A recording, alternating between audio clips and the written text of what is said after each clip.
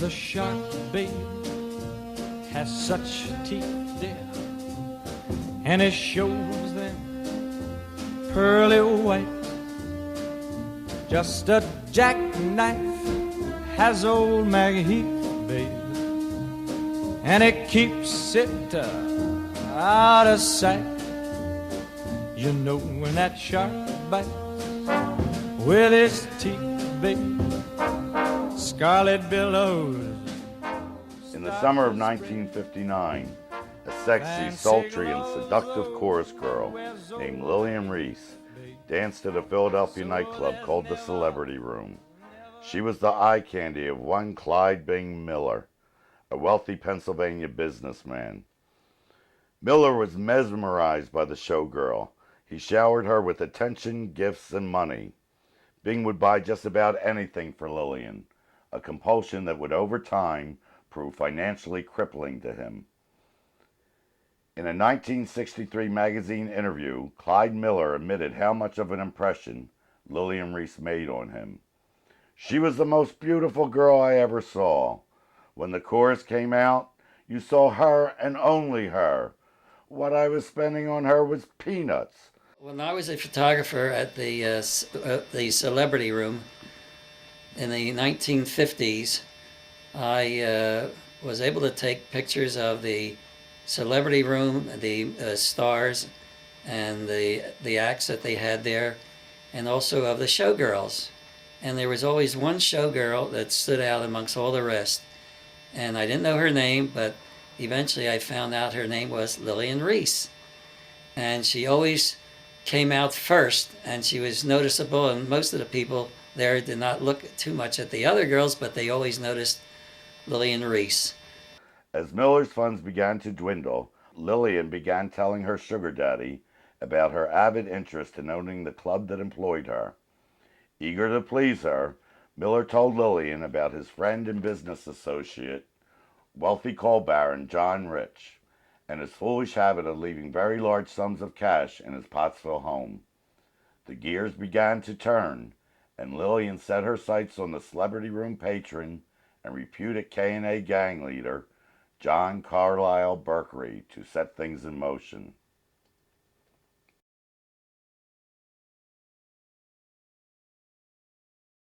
Coal baron John B. Rich and Clyde Miller were in business together on 2 occasions, and Miller often visited Rich's Pottsville mansion socially, according to police files.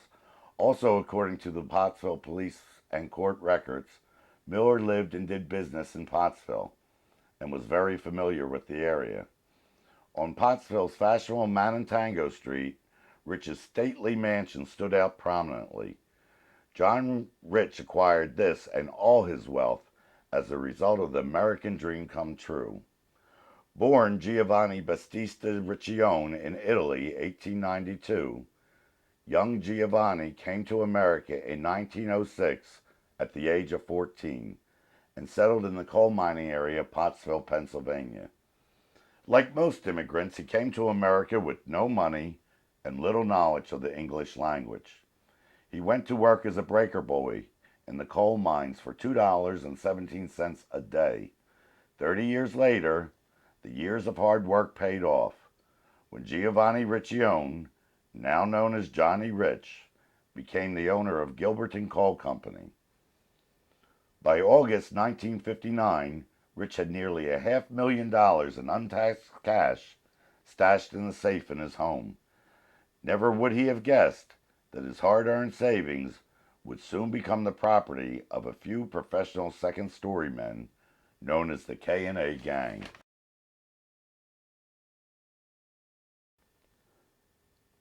K&A, short for Kensington and Allegheny Avenues, was in the 1950s and 60s one of Philadelphia's shopping meccas. The neighborhood of Kensington, which shared its name from one of the intersecting avenues, was blue-collar and predominantly Irish. It was also the breeding ground and headquarters for what the local police and FBI both called the best burglars in the country. Production work, as it was called, was the curriculum the burglars studied from those who mastered the art of second-story work. I was assigned to the Major Crimes Unit, Philadelphia Police Department, for approximately 7, 8, maybe 8 or 9 years. And we worked on all the burglaries that occurred in the Great Northeast, mainly by the, quote, K&A gang, unquote, who were very famous then. They used to hang out at the Horn and Hardt's restaurant at Kensington and Allegheny, which is no longer there. One of the MOs was go upstairs to the bedroom, take a pillowcase, go all through the house, and throw in jewelry, money, anything that could fit in that pillowcase and take off. Was they never carried any firearms. Never carried any. They were pure burglars. This gang learned their craft from legends Effie Burke and Willie Sears, who took on and trained neighborhood guys, forming teams for burglary or production work. From Maine to Florida, this gang of two-fisted, beer-guzzling, ears and nose-biting blue-collar hoodlums wreaked havoc. They may have been from a little-known, unpresuming section of Philadelphia called Kensington, but they were the best burglars in America.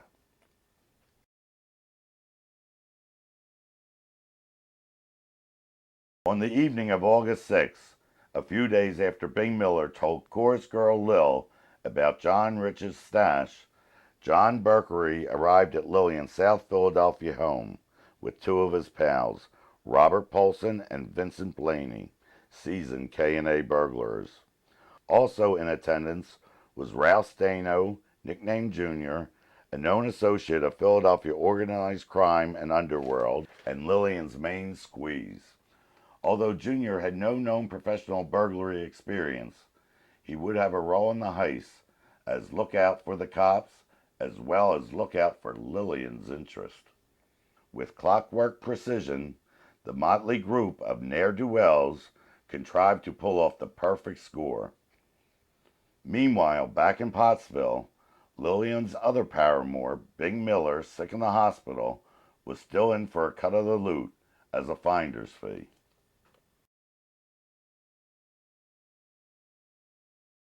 John Berkery, Ralph Stano, Robert Polson, and Vincent Blaney headed up the highway to Pennsylvania coal country. The first stop was a small town in Reading, where they purchased some of the tools of the trade, sledgehammer, pickaxe, hacksaw, and the Brute. Used by all K&A second-story men, the Brute was an oversized screwdriver about 2 feet long with a slightly upturned flat head. Properly equipped for the job at hand, the gang arrived at the mansion early in the evening to case the house. Back in Philly, Lillian was on the phone to the hospitalized Bing Miller, casually mentioning to him that she was planning to visit his wealthy friend, John Rich. Little did Bing know the burglary was set to go off in just 2 hours. Back in Pottsville, the gang, satisfied that the mansion was vacant of its owner, decided it was time for action. Berkery and his two associates broke open the side door lock and got inside. Junior, Stano, remained outside the door as lookout. Within minutes, the safe was found in the basement office, and the boys went to work cracking it. Once the safe was open, it has been said that the boys almost fainted at the sight of the cash inside of it. Just as they got started filling the pillowcases, an outside alarm sounded. It could be heard throughout the entire town of Pottsville. But as it turned out, the siren was the regular teenage curfew warning. When the trio realized the alarm had nothing to do with them, they went back to their production work and soon after left the mansion, stuffed pillowcases in tow. The actual amount of the take has been the subject of much controversy. Reports indicate that the total cash take was $480,000, but the victim himself, John Rich, reported that only $3,500 in cash and about $17,000 in jewelry was taken from the safe.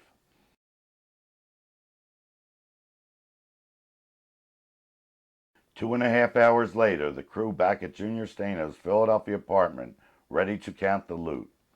According to testimony from Vincent Blaney, they ran into an unexpected roadblock when they encountered a problem counting past $100,000.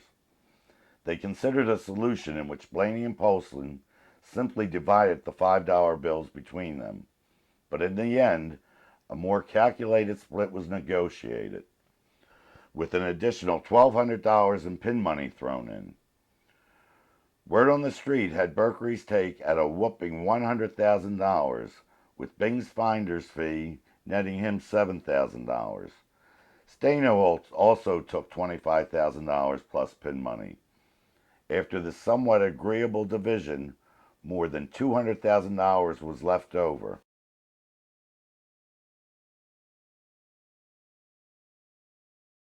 From taproom to burger joint, street corner to barber shop, the word spread like wildfire. There was a major score made. If any one burglar was the recruitment poster for Kensington's second-story men, it was the Pottsville Heist. It was joy in Mudville as word came through that the Pottsville Heist came off, and it was all that money. People in the neighborhood were excited about burglary, more excited than they were before. There were a lot of teams in Kensington. A lot of guys were involved in burglary, and this spiked it. It seemed like everybody and their uncle now wanted to be burglars. Teams were developing all over the place.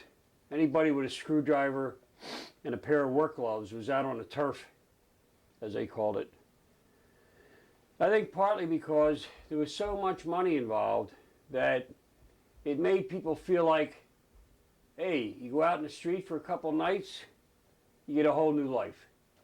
Every burglar wannabe dreamed of a life in the fast lane. Vincent Blaney and Bobby Polson were living that dream come true, spending their easy money like drunken sailors. Reports of new cars and homes, as well as wild spending spree for friends at the Jersey Shore, were carried through the innermost circles of the Kensington gangsters, bookmakers, and bartenders. The tales of burglars' sudden wealth created a stir in the neighborhood usually devoid of riches, and by January of 1960, another aspect of the big score was raising more than a few eyebrows in the city of brotherly love. The sexy but somewhat then less affluent chorus girl Lillian Reese had taken over control of the celebrity room. Suddenly, the $60 a week dancer, who had to finagle the simplest of household needs from wealthy clientele, was at the top of her social scene. She had somehow come into enough money to buy one of Philadelphia's hottest night spots. The January 8, 1960 Philadelphia newspapers reported of the opening celebrity room under new ownership, with comedian Myron Cohen headlining the first show. Former manager of the Las Vegas Latin Casino, Jack Fink, was manager of operations. A six-girl Buster Burnell chorus show was brought in from New York. It was top shelf all the way, with Polson and Blaney treating themselves and their friends with gifts and drinks, Stano investing in Lil's celebrity room, and John Berkery enjoying his home in a fashionable, well-to-do Jersey neighborhood. They were all living the life of Riley, at least for a while.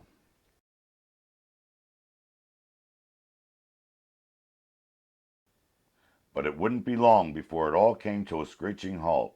As it turned out, Vincent Blaney had a brother, Richie, who was doing time in Philadelphia's version of Alcatraz, Eastern State Penitentiary.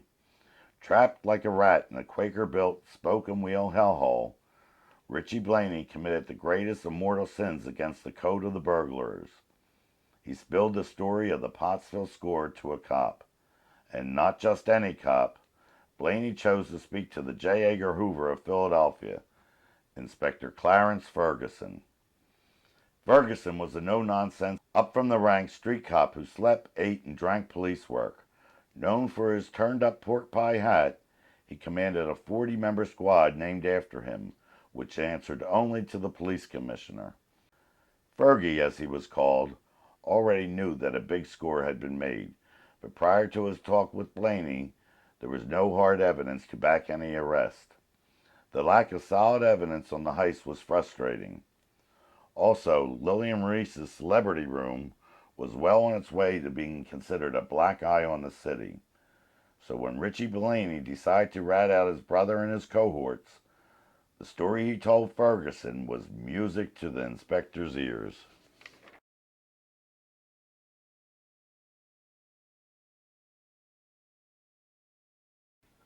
February 1960. Fergie made arrangements and got Richie Blaney released from jail after Blaney told Ferguson about his brothers Vincent and Bobby Paulson coming to the Blaney home and putting a lot of money in the stove. The inspector realized Blaney's story had validity. Fergie's next step was to confer with the state and Pottsville police about what Blaney told him. The wheels were put into motion, and the first to be pulled in was Bing Miller. Found broke and sick, it only took 2 hours for the cops to get Bing to confess.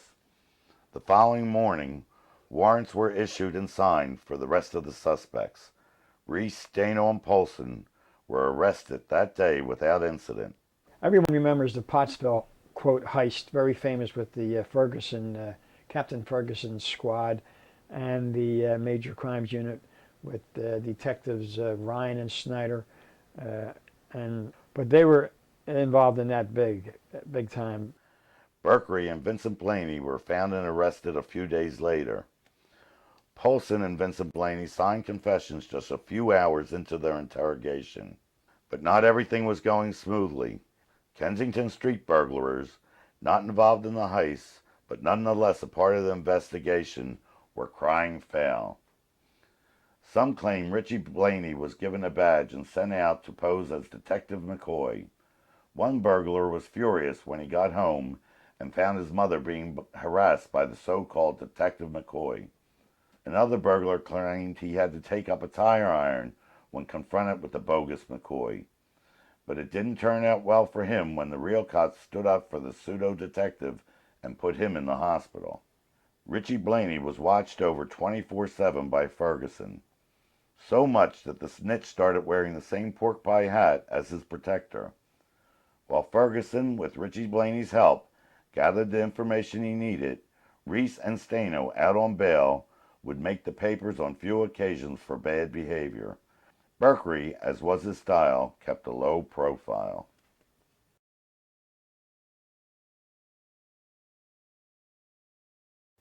By August 1960, almost a year to the day of the burglary, law enforcement thought they had the case all wrapped up, until Robert Paulson and Vincent Blaney were suddenly nowhere to be found.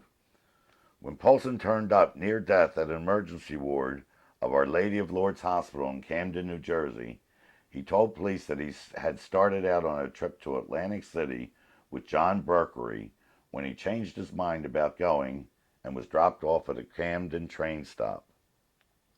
He claimed there a gang of guys abducted him and beat, stabbed, and shot him, leaving him for dead in the parking lot. Inspector Clarence Ferguson put out an all-points bulletin for John Berkery. Brought in for questioning, Berkery was released despite the finding of bloodstains in the back seat of his car. Severely wounded but recovering, Paulson did a 360-degree turn and refused to testify about the caper. In the inner circles of the Kensington burglars, it was said that Paulson wasn't meant to survive the attack, which raised serious concerns about the whereabouts of his partner in crime, Vincent Blaney. When the unrecognizable, crab-eaten remains of a man were found in Margate, New Jersey beach, a common hotspot for K&A burglars, Inspector Ferguson knew his other key witness was dead. His security watch on brother Richie Blaney tightened even further. 6 months later, John Berkery and Lillian Reese were arrested for Vincent Blaney's murder when a local New Jersey newspaper groupie, Robert Russell, claimed he had seen Berkery shoot Blaney in the head while Lillian stood by laughing. But after stringent interrogation and interviews, Russell turned out to be an unstable witness, and his story was deemed pure fiction. Reese and Berkery were released, and the cops were back to square one.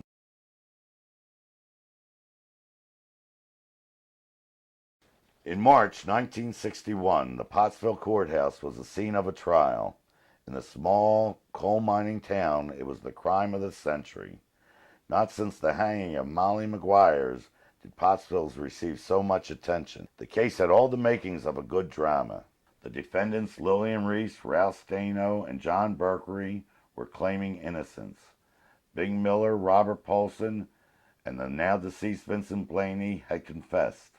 The brother of the deceased, Richard Blaney, had snitched on the whole crew.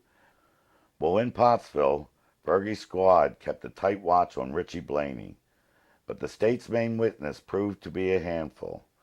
Blaney frustrated the defense counsel on a daily basis with his one-liners. When lawyer Ben Donalow asked Richie Blaney, "Does your wit keep you out of jail?" Blaney replied without missing a beat, "No, my lawyers do." When Donalow asked for a mistrial because of Blaney's wisecracks, the judge refused, but legally silencing Blaney would soon become unnecessary. Someone, it seemed, had decided that Richie should meet the same fate as his brother Vincent.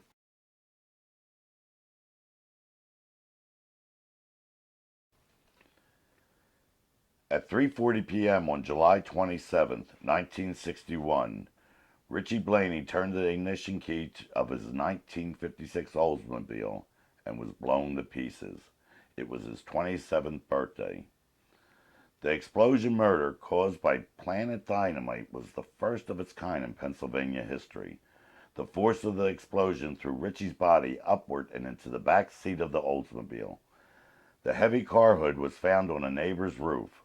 Auto parts and shattered glass were strewn all along the 6,000 block of Alma Street.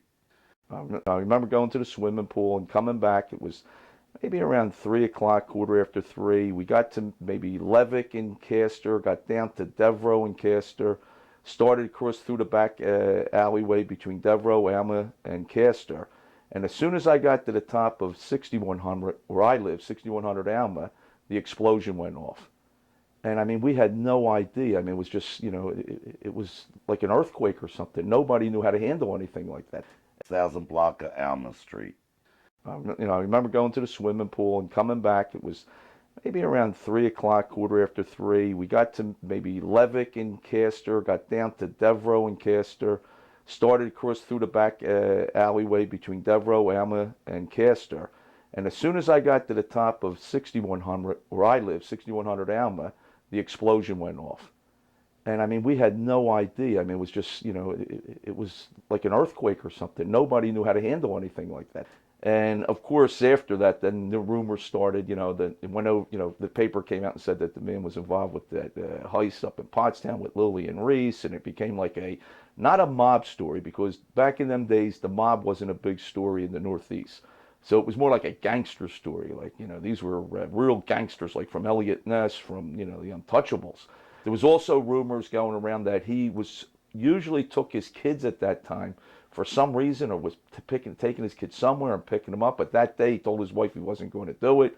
And of course, everyone said that he knew something was going to happen.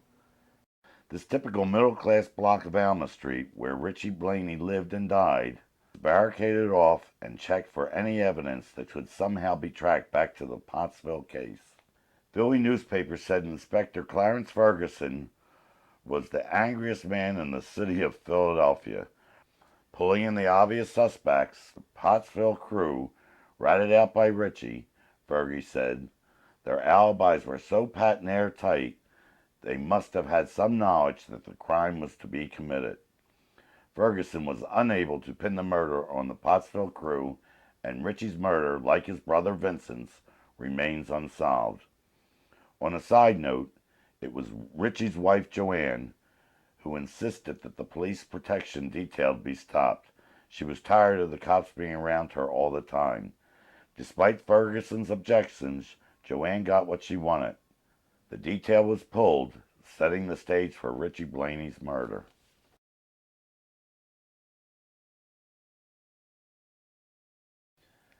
At her Pottsville trial, Lillian Reese was portrayed as a consummate saver. Because of this noble trait and the generosity of Sugar Daddy Big Miller, Lil's defense attempted to validate her acquisition of the celebrity room. In the end, a deadlocked jury led to a mistrial. with the prosecution unable to link Lillian Reese to the heist.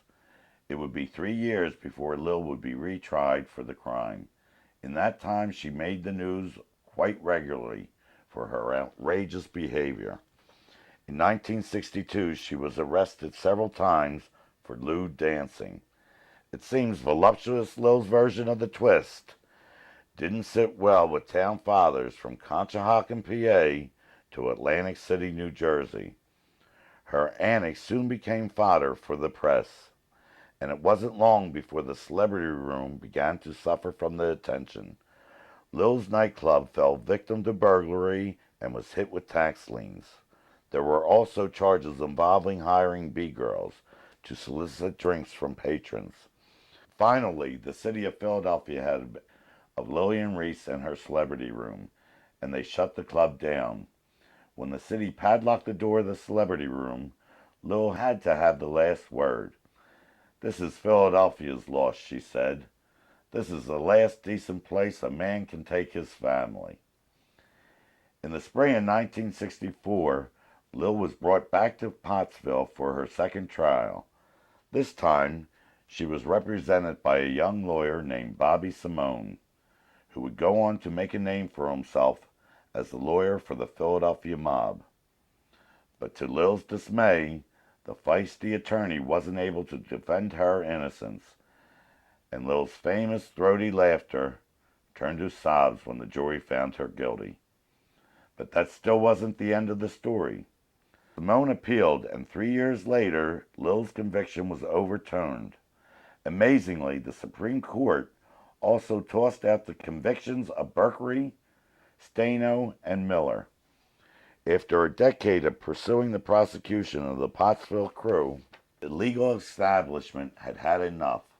All charges were dropped, and at least one person was unhappy.